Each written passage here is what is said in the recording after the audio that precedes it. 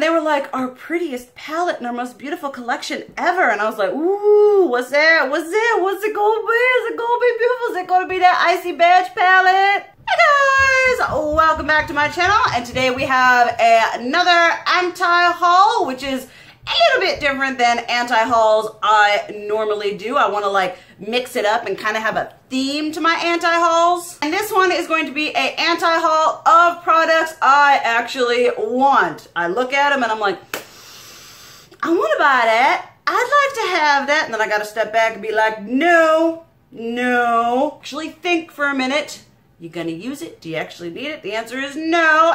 And that's what we're going to talk about today with one bonus thing that I just don't want that I gotta talk about. As always, giving credit where credit is due. Anti-hauls were created by the lovely Amber's Beauty Chair and then created into the big blowout popular thing that they are by Kimberly Clark. Leaving their channels down below and let's get into this. Okay, so the first one really hurts. Really hurts. But I'm trying to be practical, so it hurts a little less. It's more like a 8 on the pain scale rather than a 10, so a little less. And that is the new Becca and Chrissy Teigen collab. You all know that I do enjoy the Becca and Chrissy Teigen face palette. And it was like, ooh, they're gonna come out with a single. And I was like, that's it, shut up and take my money. Because I love Becca's highlighters, you know that. And then we opened it up, and it was like, I think Moonstone or Opal, and then a sliver of Beach Nectar, which is in the palette, and then a bronzer.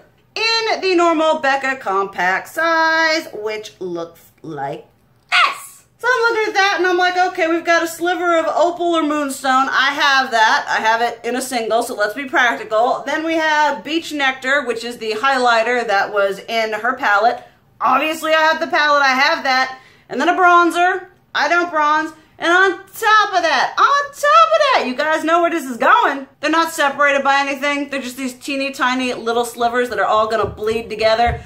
If I bronze, if I contour, I'm not using a really fine, precise brush to get up into that. It's gonna get highlighter and crap all up into that. It's not gonna look very pretty for very long. You're gonna take a picture of it. Then you're going to use it once, it's going to look absolutely horrible. So I do have to be horrendously practical on that point, and it's beautiful as much as I want it, as much of a Becca snob as I am.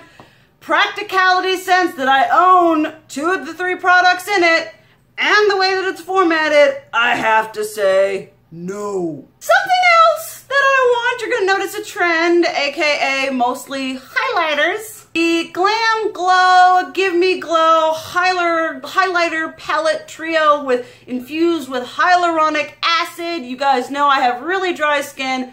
I am down for anything that will help make it look as if I'm not as dry as I actually am.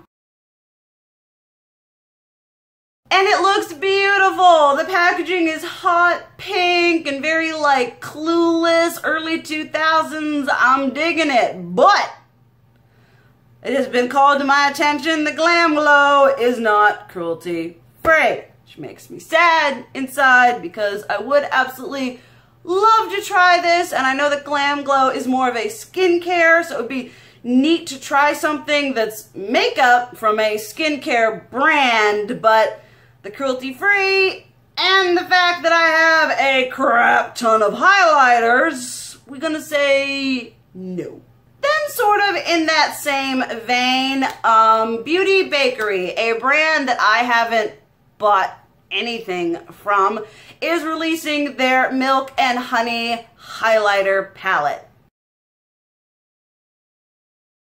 Now, I haven't tried anything from them, so it's like, ooh, is this going to be the one? Is this going to be my first product I'm going to go try out by them? And it was so pretty, and it was $38. And as much as I want this, as much as I would love to try out a new highlighter formula, it looks a heckin' awful lot like my Anastasia Sun Dipped Glow Kit going on right here. I think the way it's shade are, this one would be a little bit lighter, a little bit more pinky, but it definitely has a shade kind of like this one Right here, I don't reach for this glow kit very much because this one was obviously intended for a person of deeper melanin than me, but I still keep it because I have a problem. But that being said, looking at the palette objectively, I look at it and it has two shades that will definitely work for me. One shade that mixed with another would probably work, and then one shade that maybe mixed with another would work, but so I would be definitely using two, mostly three. I don't need any more highlighters, and I already have something that is pretty ding-dang similar, so that one, unfortunately, is gonna have to be a no as well. Like I said, keep in mind, this is stuff that I actually internally want. Alright, something else that I want, I'm gonna get a little salty here, but what I want is the new Melt Cosmetics 27 palette. Now, I wanted the palette that they released before this, that beautiful green and mustard and grungy, and oh, it was amazing. It was expensive, it was like $58, but I was like, that's okay, it's the first time they've got like an eyeshadow palette. That'd be great to review on my channel. Went to get it sold out. Signed up for email, went back in stock, was just checking the site for giggles. It wasn't even on there. I like searched for it and it was just gone. And I'm like, okay, I guess that's not happening. So when I saw this one, I was like, okay, all right, I am gonna get on that Melt Cosmetics train. We're gonna do this. We are gonna do this. And I looked at the colors and I'm like, ooh, what's up, my beautiful warm tones? What is up, my beautiful red tones? And then all my beautiful warm and red tone palettes that aren't being used erupted into this screaming cry from my makeup drawers because I have a lot of warm and red tone palettes that deserve love and that I already love without purchasing a new one. Yes, it would be nice to try a new formula, but for $58, I can just use my Modern Renaissance, my Tardis Pro, my Lime Crime Venus Extra Large, Jeffree Blood Sugar. There's a plethora of red tone palettes in my collection that I just, as much as I want to get on that bandwagon, as much as I want to have this in my collection, I have to be realistic and say, no, you have these. Another one that I really want. And this is a brand that I have wanted to bring into my collection for a very long time. It is a very expensive brand. And you guys are probably guessing they're like 2, 3 really expensive brands that people seem to talk about a lot. And for me, that is going to be the, what is this called? Pat McGrath Sublime Skin Highlighter Palette. Y'all, I saw a picture of this on Trend Mood and I was like, ooh, she pretty.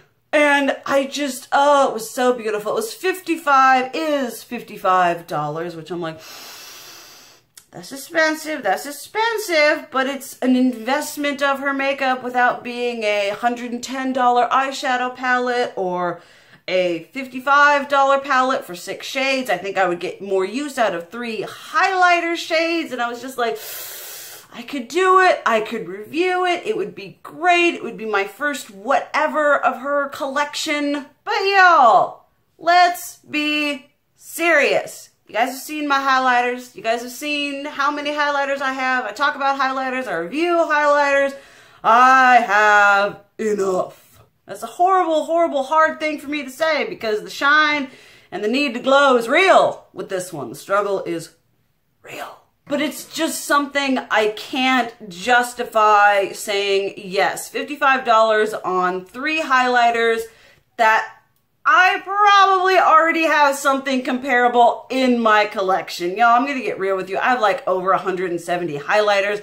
I'm sure there is something in my collection that is at least somewhat comparable to this really expensive highlighter palette. And so I have to step back, I have to not look, I am like sweating. That's attractive. I have to step back and like not think about the shine, not think about the glow, and just use what I have.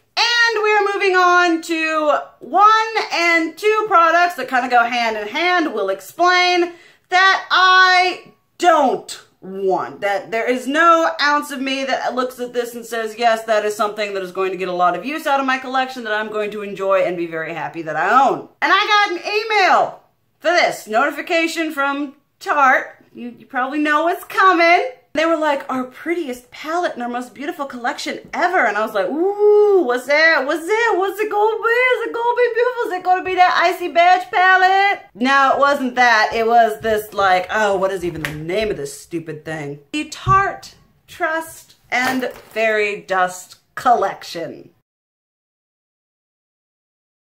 Y'all, just kill me now. First we had the unicorns. I bought the unicorn palette. Was not a fan. Then we had the mermaids, and I was like, nope, not gonna do it, not gonna do it. I think we anti-hauled that.